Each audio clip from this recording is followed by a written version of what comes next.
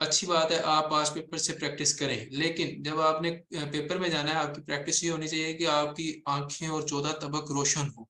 ठीक है, आपको हर एक वर्ड समझ आना चाहिए, क्लियर होना चाहिए, आपका दिमाग हाजिर होना चाहिए। ये ना हो कि आपको लगे कि ये वही मिल्क और वाटर वाला क्वेश्चन है और उसमें थोड़ी सी चेंजिंग करके दे दी हो और आप वहां पे गलत कराएं।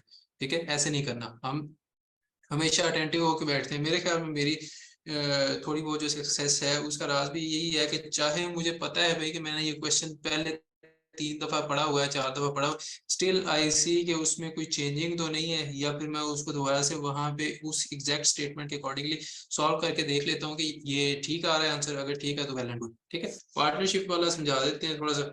पार्टनरशिप्स में दो तरह की पार्टनरशिप्स होती हैं। एक है जी कि ड्यूरेशन जो है वो सेम हो, ड्यूरेशन जो है सेम हो। फॉर एग्जांपल 1 साल या 1 महीना, 10 साल, व्हाट्सएवर। दूसरा है जी ड्यूरेशन डिफरेंट हो। ठीक है, सो द पॉइंट इज के जितना भी इन्वेस्टमेंट है या कैपिटल है, कैपिटल समझते हैं ना, पैसे को कहते हैं, ज्यादा सारी जो अमाउंट आप इन्वेस्ट करते हैं उसको कैपिटल, कैपिटल आप दोनों साइड पे लिख लेते हैं। यहाँ पे जो है ऊपर वाले केस में आपका कैपिटल के साथ जो मल्टीप्लाई होना है ड्यूरेशन ऑफ द इन्वेस्टमेंट वो सेम रहती है। लाइक 1 साल है या 10 साल है, वो 1 से मल्टीप्लाई होती है। इधर भी चाहे एक बंदे की है चाहे 10 बंदों की है, सारों की अमाउंट के साथ जब सेम फैक्टर मल्टीप्लाई होगा तो उनकी रेशो अल्टीमेटली दोबारा से सेम रह जाएगी। ठीक है जी। लेकिन अगर उनकी ड्यूरेशन ऑफ इन्वेस्टमेंट डिफरेंट है तो फिर क्या होगा कि आपने जितना कैपिटल इन्वेस्ट किया है उसको उतने टाइम के साथ आप मल्टीप्लाई करेंगे। ठीक है जी। फॉर एग्जांपल अगर आपने 4,000 रुपये लगाए हैं जी 4 महीने से के लिए, और मेरा एक दोस्त है वो कहता है जी कि मैंने इसके साथ पार्टनरशिप की थी, मैंने 6,000 रुपये इन्वेस्ट किए थे और मैंने 8 महीने के लिए इन्वेस्ट किए थे। तो फिर इन दोनों का जो प्रॉफिट है उसके लिए हमें रेशो निकालने के लिए इन दोनों को मल्टीप्लाई करना पड़ेगा, क्योंकि इसने सिर्फ 4 महीने के लिए किया था, इसने 8 महीने के लिए। तो महीनों के या टाइम डिफरेंस की वजह से उनका प्रॉफिट भी डिफरेंट होगा। सो फॉर 16,000, ये फर्ज कर लें ए है और ये बी है। ठीक है जी, यहाँ पे भी रेशियो लगा दें। और 8 6 48,000। ठीक है, तो ये 3 जीरोस कैंसिल हो जाती हैं, और उसके अलावा 4 4 16 4 12 48, और 4 1 4 4 3 12। तो 1:3 के हिसाब से उनका प्रॉफिट जो ओवरऑल होगा वो डिवाइड होगा। तो आप देख सकते हैं कि ऑल्दो उनकी जो इन्वेस्टमेंट थी, जो इन्वेस्टमेंट 4,000:6,000 थी, ये 2:3 में बनती है असूलन। तो अगर इस लिहाज से देखा जाए तो फिर 2:3 के लिहाज से उनको पैसे मिलने चाहिए थे, लेकिन वो कहता है नहीं जनाब, देखे ये जो ए है ना ये थोड़ा सा बेईमान है, इसने सिर्फ 4 महीने के लिए इन्वेस्टमेंट की थी, फिर इसने पैसे निकाल लिए थे। तो अब मेरा प्रॉफिट बताएं मेरा कितना होगा। तो बी का जो प्रॉफिट है वो 3 टाइम्स होगा एज कम्पेयर टू 1। ठीक है, क्लियर है महत? Yes sir.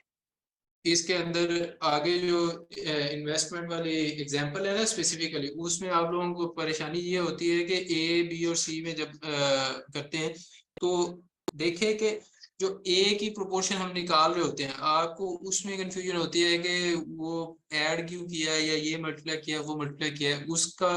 ये चले मैं यहाँ पे लिख देता हूँ, आप इसको उसमें से देख लीजिएगा वीडियो में से।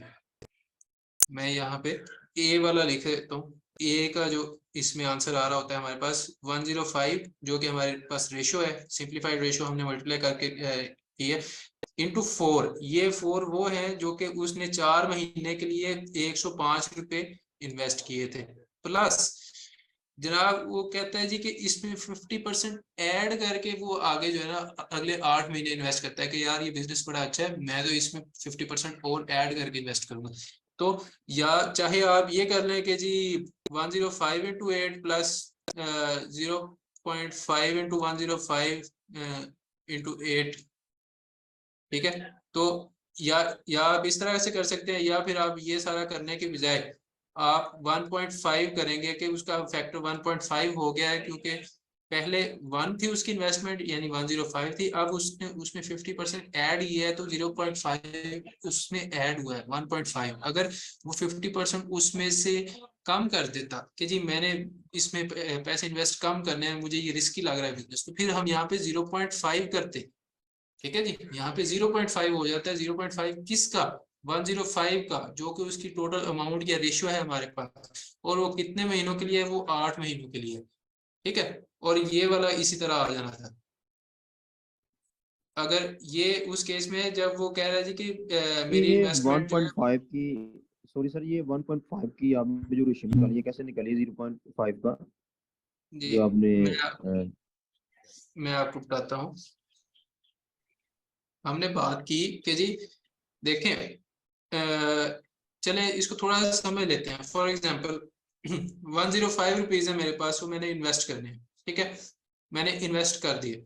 फिर मैं कहता हूँ कि मैं इसका जनाब 50% इसका ऐड करूंगा। मैं इसमें ऐड करना चाह रहा हूँ प्लस 50% ऑफ 105। ये मेरी अगले 8 महीनों के लिए इन्वेस्टमेंट होगी। पहले 4 महीनों तो मैंने कहा कि जी मेरे पास सिर्फ 105 रुपए है, मैं 4 महीनों के लिए इन्वेस्ट कर रहा हूँ। फिर मेरे पास पैसे थोड़े से ज्यादा है, फिर मैंने कहा कि मैं इस 105 का 50% और दे सकता हूँ, वो मैं पूरे 8 महीनों के लिए इन्वेस्ट करूंगा। ठीक है जी, बात समझ आ रही है?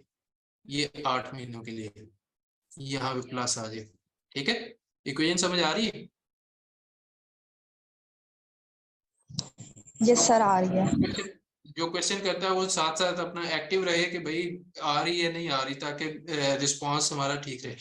अच्छा, तो पहले उसके 105 रुपए थे 4 महीनों के लिए। अब वो कह रहा है 105 तो मेरे पास पहले है ही है, वो मैं इन्वेस्ट कर रहा हूँ, इसका 50% ऐड करूंगा। वो क्या है? 50% ऑफ 105। ये सारी अमाउंट जो है अगले 8 महीने के लिए भी मेरी इन्वेस्टमेंट होगी। पहले 4 महीने सिर्फ 105 तो थी, सर अगले 4 105 का सर 50% कैसे निकालेंगे, ये मैं पूछना चाह रहा था कि ऐसे ऐड 105 का 50% इसको 50% ऐसे निकाले हैं, 50 ओवर 100 इंटू 105, ये इसका 50% होता है। ठीक है जी, और ये 105 वो ओरिजिनल आ गया। इस सारे को आप 8 से मल्टीप्लाई कर दें, या फिर अब यही देखिए कि इधर से ही आपकी ये नीचे वाली जो ओरिजिनल क्वेश्चन में रकम है वो निकल आएगी। इसको हम डिलीट करते हैं जरा। अच्छा, इधर से हमारे वो कैसे निकलेगी कि देखिए मैं इनमें 105 कॉमन है। मैं 105 कॉमन ले सकता हूँ।